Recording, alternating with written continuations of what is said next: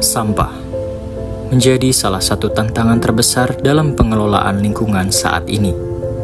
Setiap hari, masyarakat menghasilkan berbagai jenis sampah, mulai dari limbah rumah tangga, plastik, hingga sisa makanan.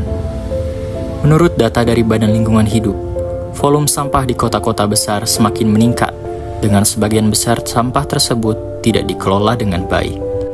Akibatnya, masalah pencemaran, penyebaran penyakit, dan kerusakan ekosistem semakin parah.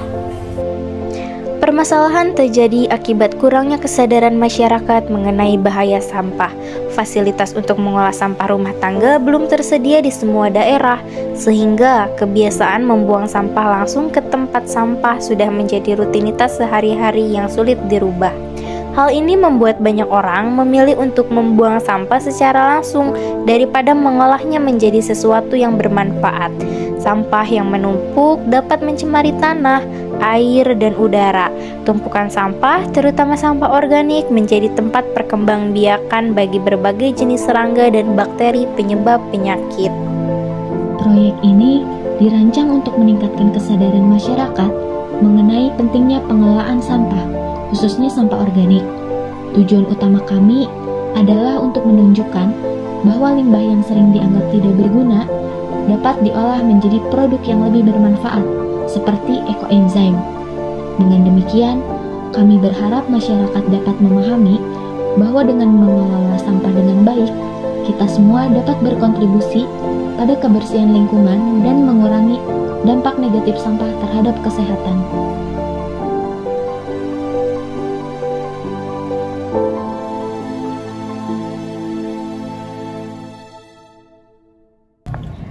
Halo teman-teman, jadi sekarang aku lagi sama Kang Halim sebagai Ketua Umum dari KMHB.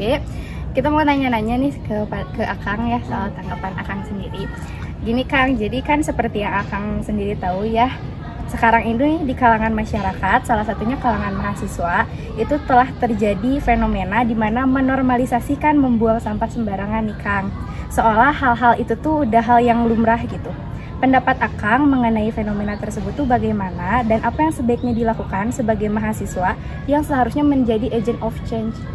Oke, terima kasih pertanyaannya dari Reva. Kalau pendapat saya ya berarti terkait dengan topiknya kebersihan lingkungan. Yang pertama kan perlu dipahami bahwasanya kebersihan lingkungan ini menjadi tanggung jawab dari setiap orang, baik itu muslim ataupun non-muslim gitu. Terutama muslim, kita diajarkan untuk senantiasa menjaga kebersihan baik dalam skala individu ataupun dalam masyarakat. Dalam skala individu kita mengenal yang namanya fikih bersuci gitu ya. Di situ kita diajarkan bagaimana kita selalu membersihkan diri, juga menjaga diri. Begitu pula dengan lingkungan, karena Islam yang mencerminkan keindahan juga tenangan, maka lingkungan juga bagian menjadi salah satu yang harus diperhatikan.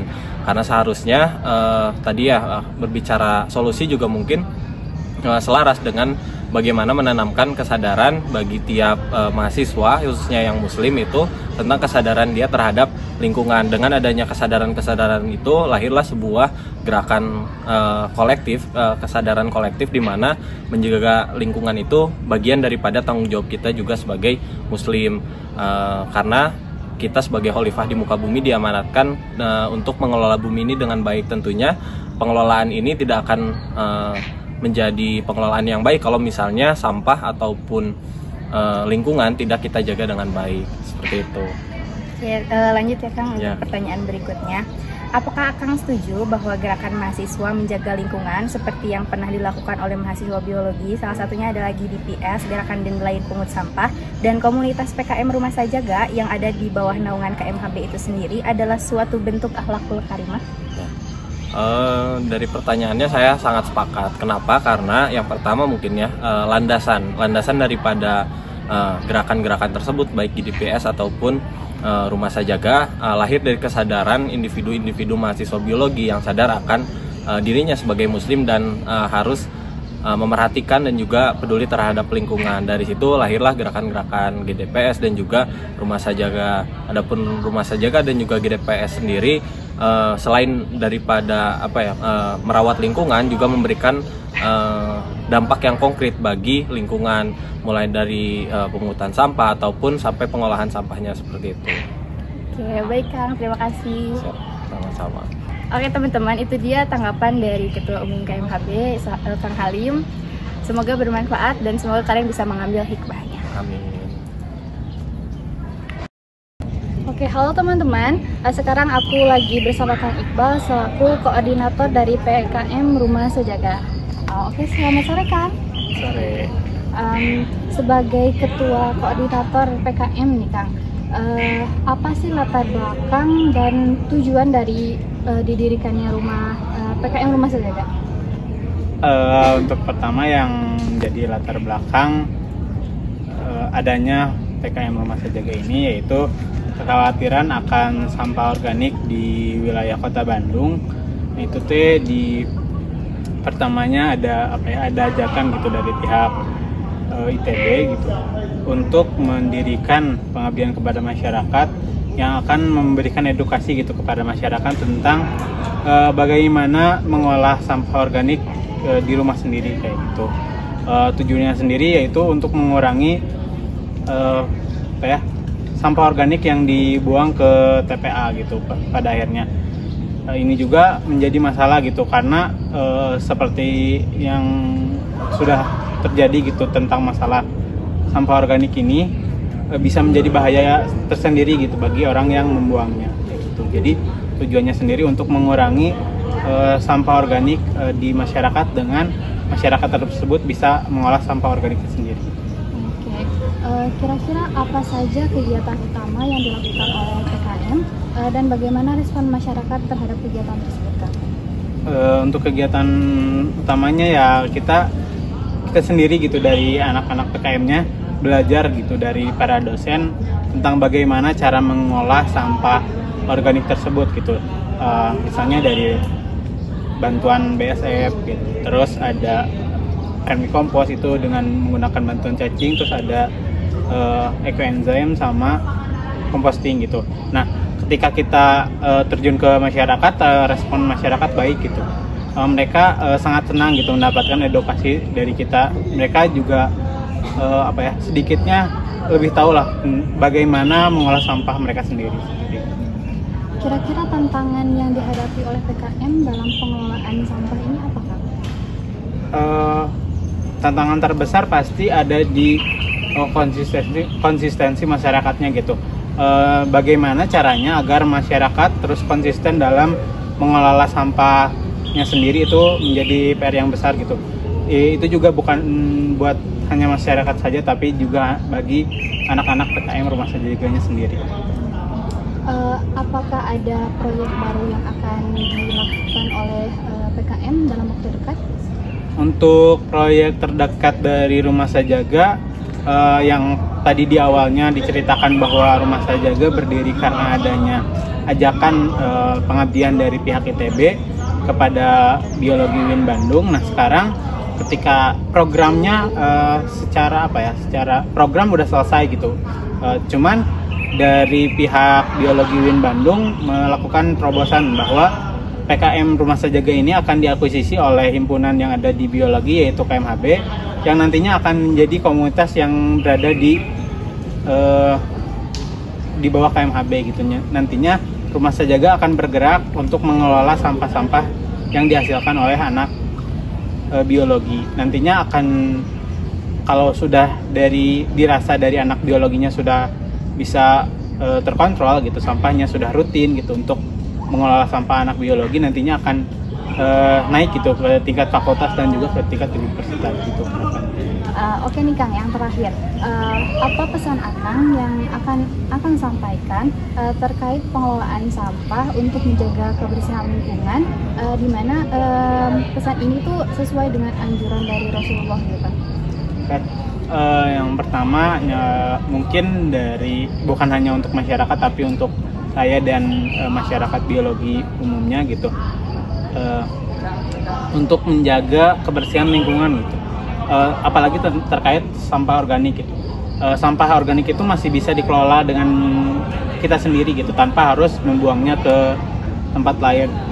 Bahkan kasus yang waktu tahun 2006 gitu menjadi tamparan bagi kita bahwa sampah organik itu bisa menjadi bom waktu yang akan meledak dan membahayakan lingkungan sekitarnya. Dan itu juga kalau misalnya dengan secara sadar bahwa kita tahu bahaya akan sampah organik itu, maka kita juga berdosa gitu atas kejadian itu. Jadi pesan untuk masyarakat, mari kita sama-sama buat mulai untuk mengelola sampah kita sendiri. Seperti itu. Terima kasih Kang. Assalamualaikum Ibu. Waalaikumsalam warahmatullahi wabarakatuh. Baik Ibu, apa kabarnya? Alhamdulillah sehat. Alhamdulillah ya Bu. Ya.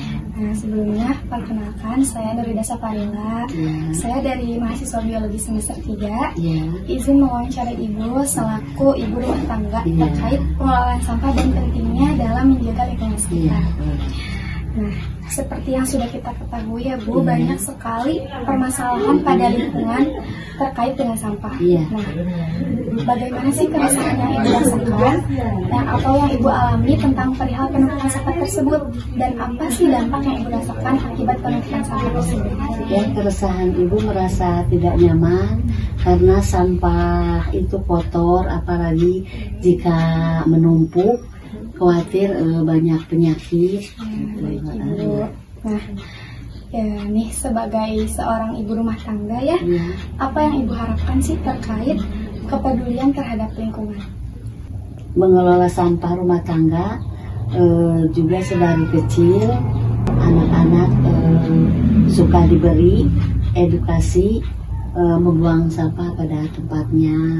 Oke, baik Ibu. Nah, terakhir nih ya Bu, apa pesan Ibu untuk masyarakat yang mungkin belum sadar akan pentingnya menjaga lingkungan? Buanglah sampah pada tempatnya dan teratur. Iya. Terima kasih banyak Ibu atas waktunya. Iya, sama-sama. Di sini kami mengolah sampah organik menjadi suatu produk yang lebih berguna, yaitu sebagai ekoenzim, di mana ekoenzim ini dapat digunakan dan diaplikasikan dalam kehidupan sehari-hari.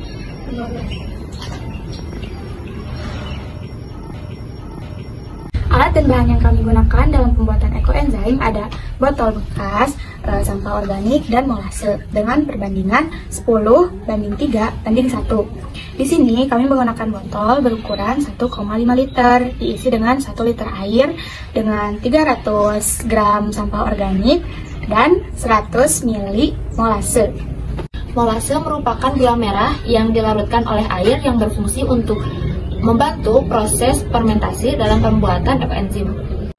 Adapun cara pembuatan ekoenzim ini, yang pertama-tama kita siapkan 100 ml molase dan dituangkan ke dalam 1 liter air.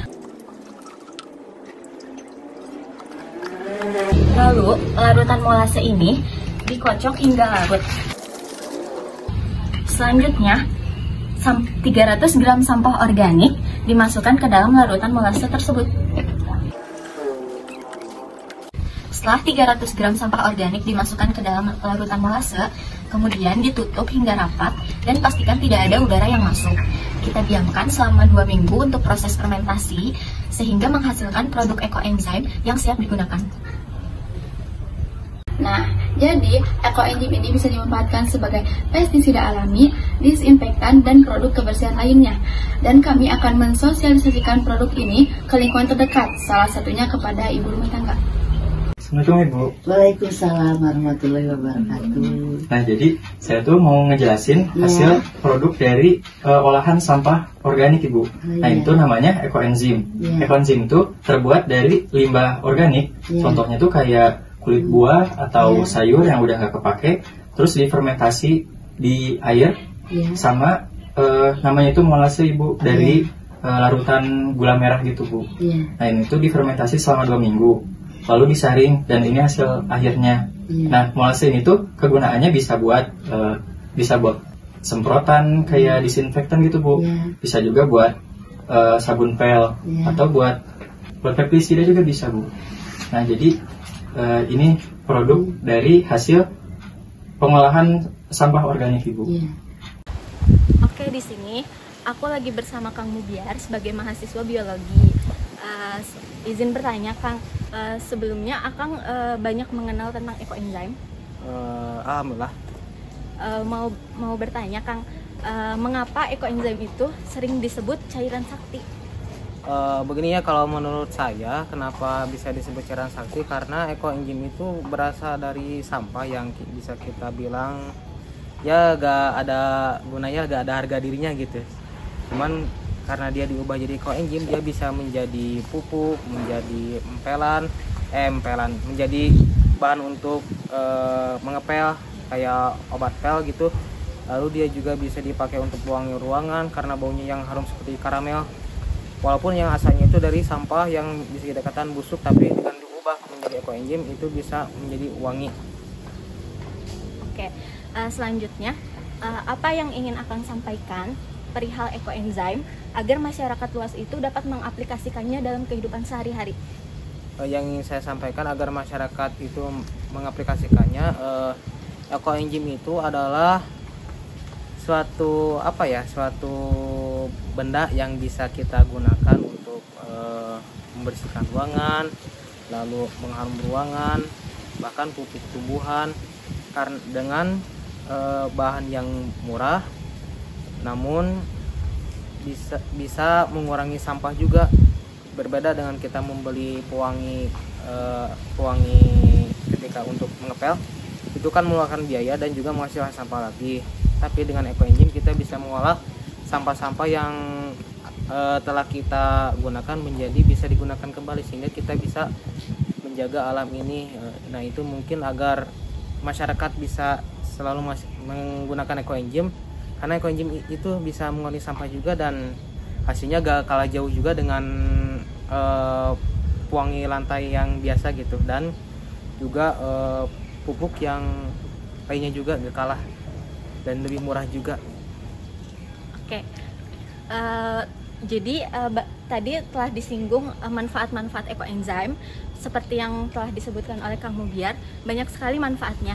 Terima kasih Kang atas kesempatan waktunya.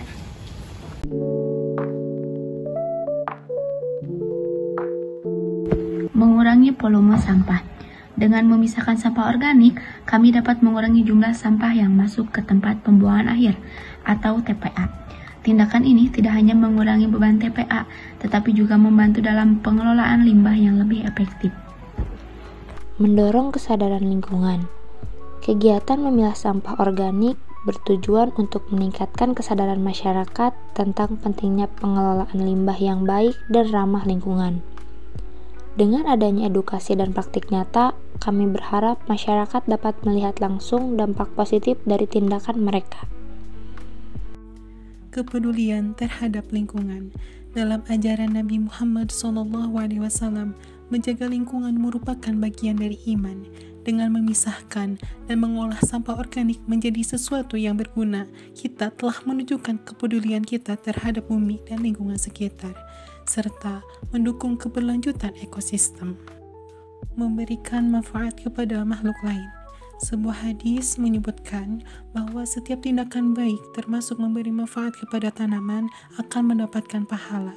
Dengan mengubah sampah organik menjadi pupuk atau hal lainnya yang berguna, kita tidak hanya bermanfaat bagi tanaman, tetapi juga mendukung keberlangsungan hidup makhluk lain di ekosistem ini. Mengajarkan nilai kebaikan dan kesadaran. Proyek ini juga mencerminkan nilai-nilai akhlak yang baik seperti kesadaran akan pentingnya menjaga lingkungan dan tanggung jawab sosial.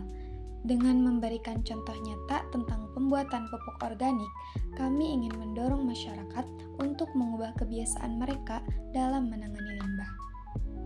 Kami ingin mengajak kita semua untuk berperan aktif dalam perubahan pola pikir mengenai pengelolaan sampah. Proyek ini tidak hanya sekedar menghasilkan produk yang lebih berguna, tetapi juga membentuk pribadi yang lebih peduli terhadap lingkungan. Kami percaya bahwa dengan kolaborasi dan edukasi, kita dapat mengurangi jumlah sampah rumah tangga dan menciptakan lingkungan yang lebih sehat bagi generasi mendatang. Setiap langkah kecil dalam pengelolaan sampah dapat memberikan dampak positif bagi bumi kita tercinta.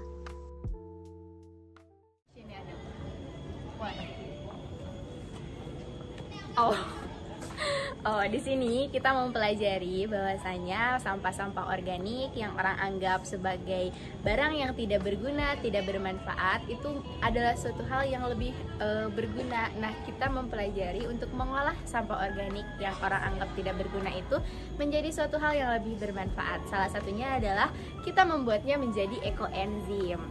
Nah, ilmu akhlak sendiri itu mengajarkan kita untuk lebih peduli terhadap lingkungan dan lebih memperhatikan tingkah laku kita terhadap lingkungan itu sendiri. Nah, dengan mengolah sampah menjadi produk yang lebih bermanfaat, itu merupakan salah satu bentuk kita kepedulian kita terhadap lingkungan. Hal ini juga diajarkan tentunya di setiap agama. Dengan demikian, dengan mengolah sampah dengan baik, hal tersebut merupakan salah satu ibadah dan pemenuhan dari nilai-nilai agama.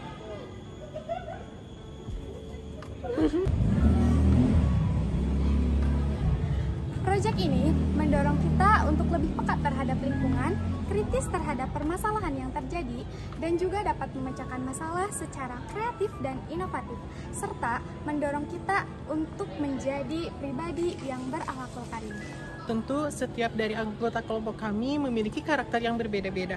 Namun perbedaan itu bukan menjadi penghalang, namun justru menjadi penguat bagi kami untuk menyelesaikan proyek ini.